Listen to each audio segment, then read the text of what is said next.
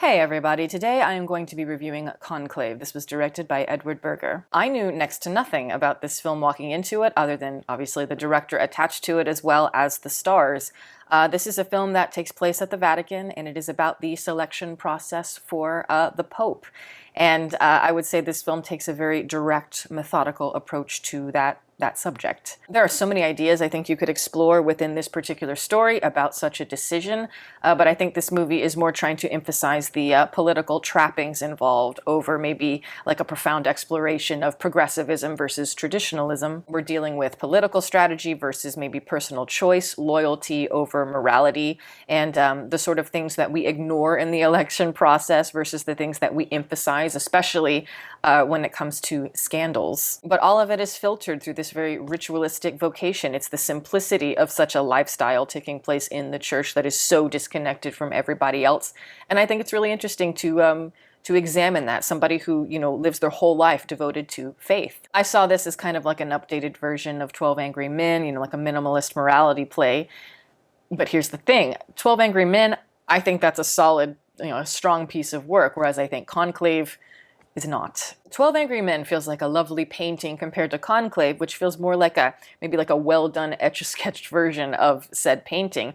It's a film that I think is it's so Oscar baity. It's so wrapped up in the smoke and mirrors and like the elegant presentation of everything. And I feel like that's to distract from the fact that this is mind-numbingly simplistic writing. It not only simplifies maybe the progressive ideas that are going on here, but it also it simplifies the foundational ideas that the entire system is built on. So it's like, how can you have an interesting argument if you're not interested in entertaining both sides of the argument? In this film, you have a cardinal who is played by Ralph Fiennes, and he's basically the main character, I would say the audience surrogate. For the Pope's election process, he's doing a lot of outside research and investigations, and early on in the movie, it's like, okay, this is obviously an incredibly pointed metaphor for maybe Western elections, particularly like political scandal, partisan divide, and all of that. But when I say they're not subtle in the writing when it comes to all of this, they really are not subtle. I mean, I was half expecting the characters to just turn to the camera, break the fourth wall, and be like, we interrupt your life for a public service announcement. I just don't like it when the symbolism within the narrative is so blatant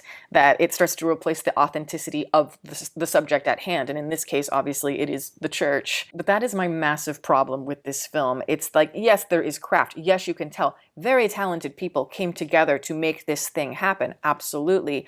But to me, it's in service of something that is so disingenuous that, for me, it just renders as meaningless. This is Oscar bait in the most drab sense of the word, where there's like no personality or depth to sink your teeth into. And yes, this movie is meant to be skeletal to a degree. I think this film wants to show you the banality, like what it's like day in and day out for these people so far as their inner experience. But it's so self-serious in its depiction, and within the simplicity, there's nothing that's really stark or bold, so it all just feels flat and boring. I couldn't believe how superficial the script was at times, and it gets worse and worse as the movie progresses. And then when we get into the third act, it's like there is no restraint when it comes to the melodrama. Those who are bound by their faith in this movie are either, brushed off as characters, or they're seen as like antagonistic characters. And then you look at more of the progressive characters in the movie, and it's like they are void of any complexity or any real dark flaws. All of the characters here, whether they're on the conservative side or the progressive side, they have next to no personalities beyond the thematic functions that they serve. And like I said, there's a lot of talented people here that deserve their notoriety.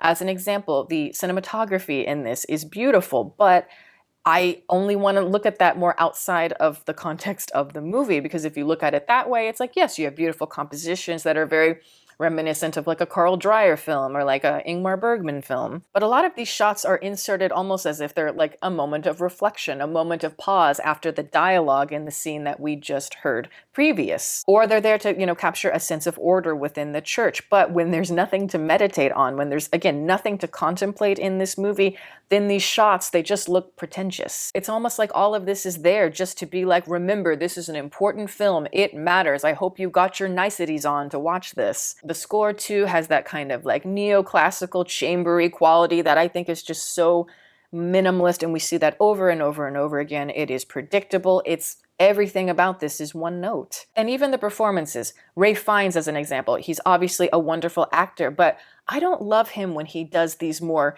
like serious dramatic works. I think he's way better at comedy. I would much rather see him do something like Grand Budapest Hotel. Even a movie like The Menu, it's like he could play with that dramatic aspect but also be cheeky at the same time. You know, he was able to use his sense of humor, but it's like whenever he's just doing more that forlorn, like melancholy look, it's like I never feel like he's convincing. Maybe it is the RADA training, but there's something to that style of acting where it's very hard to bring out subtlety. And I just think it would have been better if we had an actor who knows how to play with that ambiguity cinematically more. But again, so much in this film is manufactured. They ladle it on thicker and thicker and thicker as the movie goes on. But a lot of people I've noticed say it was good up until a certain point, maybe the third act, but I'm like, no, I was struggling with it from the first act on. I wanted at least some perspective on faith that wasn't brushing over all of it, so it's like we have a grasp of our world and what we stand to lose or gain in the process of change. And said change, just from a writing perspective, would have been so much more compelling if they had approached it with more thought and consideration for how this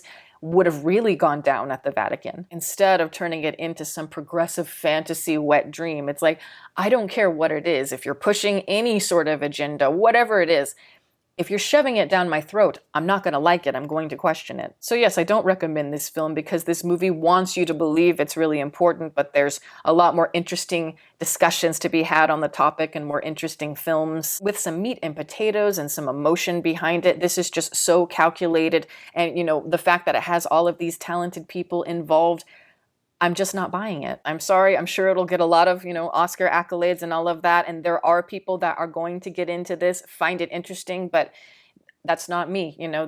This rubbed me the wrong way. But that is my review. Thank you guys so much for watching. I'm going to plug my website as always. It is deepfocuslens.com. I'm an artist. I do commission portraits and I sell prints of my work. If that is something that you're interested in, you can always go to the website below. And if you have a question about a commission or a print, you can always email me. My email is in the description box below. Also, I'd like to give a shout out to my patrons who are great. Guys, thank you so much for your support. Welcome to all the new members. If you are interested in supporting, the link for that is below, as well as the rest of my social media information. You can watch more videos here, and you can subscribe if you'd like. Catch you next time.